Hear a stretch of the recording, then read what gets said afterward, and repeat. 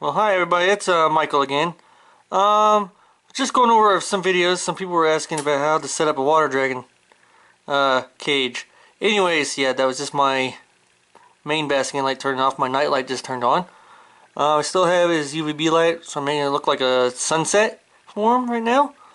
Anyways, um, how to set up your water dragon enclosure. Anyways, so what I have him in here is a 50-gallon tank. He's just a juvenile, as you can probably tell in this video. I bought him from a PetSmart. He was already well started on crickets and mealworms when I got him, so he's eating really well. When I first bought him, he kind of did go for the glass, but the more plants I added to the sides to break up the look of the glass to make it look like it was more of a skyline for him, he quickly stopped doing that. He has not done that since, nor has he tried to attack his reflection anymore. And in fact, lately though, if he does see his reflection, he doesn't even attack the reflection. He just does a little head bobbing a little bit, but I get him corrected on that. You see, he's yawning right now. Anyways, the way I set it up is I have used the substrate I use is a coconut husk fiber. I've heard that stuff is really good for moisture, so that's where I use it. I also use it with my ball python. I gave him a little bitty hide down here on the ground if he decides he wants to go in there, but he doesn't ever do that. So now I'm just using it as a support for his big branch right here that he'll sometimes hang out on. I had a waterfall in there to help a little bit more with the humidity. And although not a lot of humidity comes from the waterfall, it just kind of helps put some water into the air. And that also attracts him, helps him drink, makes him want to go soak in his water as well. So it helps with the hydration issue. As far as the moisture inside needs to be at least 80%. 80%, 60 to 80% humidity in there at all times. Temperature wise, it needs to stay in the mid 70s to low 80s. Okay? You don't want this guy going on. You don't want the cage dropping. The enclosure temperatures dropping anywhere below 70 or below 75 degrees. That's just really bad for these type of lizards, because due to their tropical environments they live in.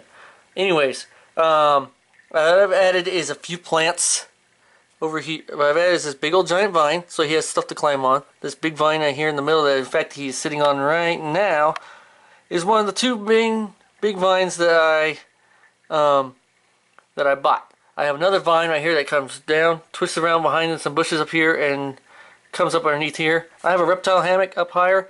The higher up these animals are, due to their arboreal nature, the better. They rarely are seen on the ground. If you do see him on the ground, it's either because he's hunting down a cricket that may have gone down on the ground right there, or he's going down just to soak in his pond. Other than that, though, they love to remain up in the trees. Hence the reason why I got this bromeliad. The cool thing about this bromeliad is it holds water in there. So if he's up, let's just say he wants to be up on the branches, want to be on the ground to get a drink of water out of there, he can always drink out of the bromeliad, which I fill up with water all the time. It's a fake bromeliad, so I don't have to worry about it outgrowing the cage or anything like that. And the other funny thing is you see a lot of people with live vivariums for these animals. The problem with that is these animals, being the climbers they are, will tear apart your plants. A breeder I know has told me that he did that one time and his entire vivarium was destroyed. He had a living terrarium, live plants, everything. It was destroyed by the water dragon climbing all over it, breaking the leaves off, everything. So the best thing for these guys is use plastic plants in there, just to the fact because they're a very active lizard. If they weren't a very active lizard, I would say live plants are the best thing to do. But most of the time you should use only live plants if you live in a really dry, not really dry environment at all. I just would not recommend live plants at all. Anyways, so yeah, the other thing you want to do so let's get back down to the substrate down here. Coconut husk fiber. I use the Zoomeds Eco Earth substrate. It's coconut fiber. It holds the moisture in really, really well. You can see by this line right here of moisture. It's dry down the bottom, but you see the line of moisture, how wet it gets on top. All that will soak down eventually into the lower areas. So as this thing soaks up the moisture, it keeps the moisture in the ground and releases it slowly into your air. The other thing, like I said, waterfall. I use a fogger too. So fogger, which when I turn it on, you want it to look exactly like this when you turn it on. As you can see, the hose I put on the side this time. So when you turn the fogger on, you'll see the fogger come out like that, and it makes a really nice little fog.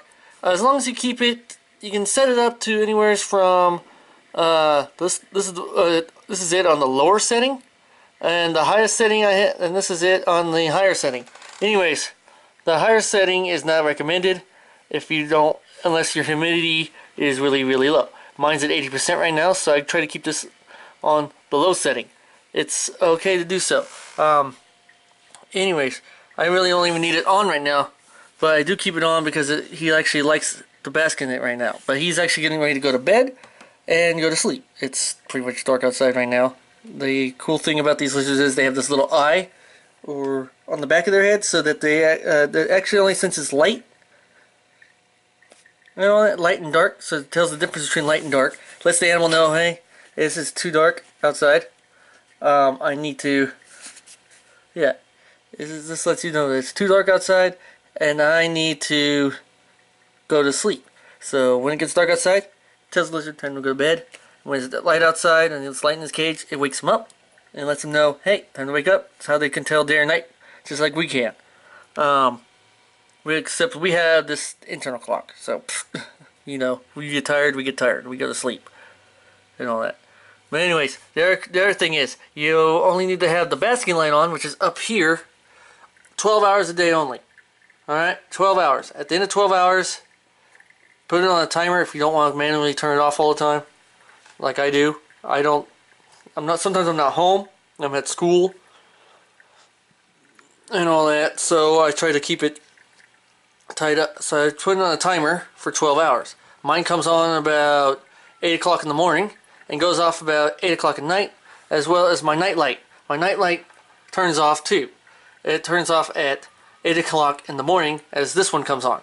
So the only thing that I manually turn on is his UVB bulb, but as soon as I can get some more funds, I'm going to put that on a timer as well, so that it turns on at the same time that my basking light turns on, so that he can get his UVB light as early as possible. Anyways, that is my reptile care video. You want to care for these guys, keep the humidity up, make sure that they get plenty of drinking water when it comes time from the shed. Always dust your crickets. Like I said, I always showed you guys how I dusted my animals with, and all that. I always dust it with, like I said, I always dust it with the Reptivite, and all that. It comes with everything. It's a multivitamin and a calcium supplement at the same time. But I occasionally don't think it has enough of the calcium he needs. So, like I said, I'm running out. I ran out, so as soon as I can get, I got a little bit left in there, as you can see. Not a whole lot, but I still have enough to do something with. Anyways, I use the Reptile calcium with vitamin D3, even though his Reptivite also carries D3 as well. So he gets at least a couple double dosage of the D3 just to make sure that he is able to digest and the calcium he needs. I even add a extra thing of calcium down here in the bottom of this bowl, so that he can, when he wants to lick, if he wants extra calcium, he can go down there and lick some of the calcium up. Pretty much the same thing I do for my Leopard Gecko. Where she needs extra calcium, she can go over to her bowl and lick it out. Anyways, speaking of Leopard Geckos, we're going to go ahead and look at my Leopard Gecko too, as well. This is also a care video. This is also a viewing video of my enclosures. Anyways, I'm going to put this guy to sleep. So bear with me while I kill this light real fast. So there we go for him. As you can see, this is what I'm going to turn all my lights off real fast, so you guys can see what his tank looks like at night. Anyways, this is his tank at night. You can just barely make him out wherever he went. I don't know where he is right now, but I know he's around here somewhere. But oh well, I heard him rustling around. But yeah, other than that, yeah, this is what his tank looks like at night. So just so you know, this helps keep it warm. So I have that night light. It's a heat lamp.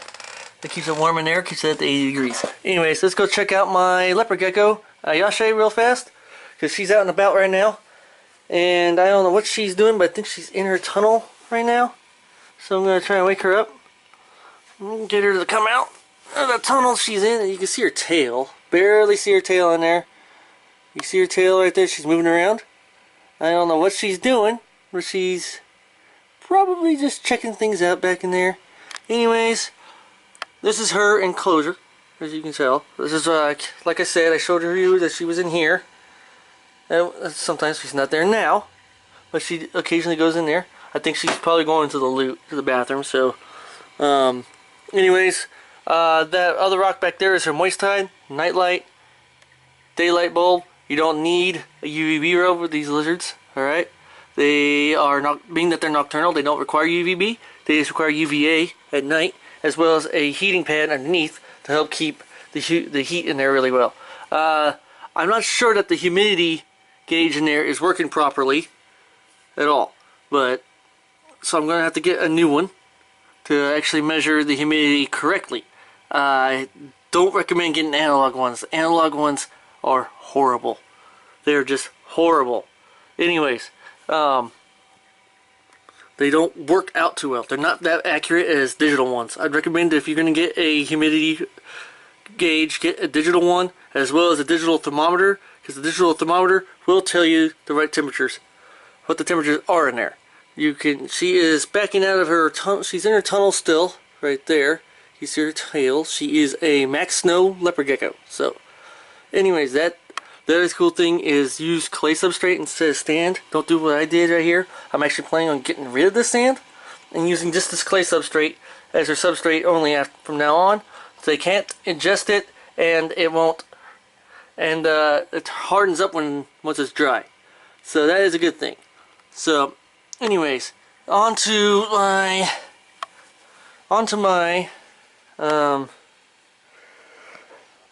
we'll move on to Zubiri, the reptile that started it all for me. All right, so let's go check out Zubiri's tank.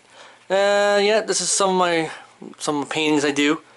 My best one I've done right there is the Kilimanjaro one. It's the painting I picked up at a yard sale. Anyways, let's go on to Zubiri's tank. She is actually right there. I am checking her out right now. We're going to check her out and see what she's doing. What are you doing, Zoobs? She's checking it out. She's trying to investigate her cage right now.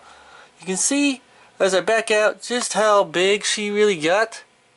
She really is. You probably see how big she is in my previous video I did. Anyways, she's about 2 to 3 feet long. She's a year old.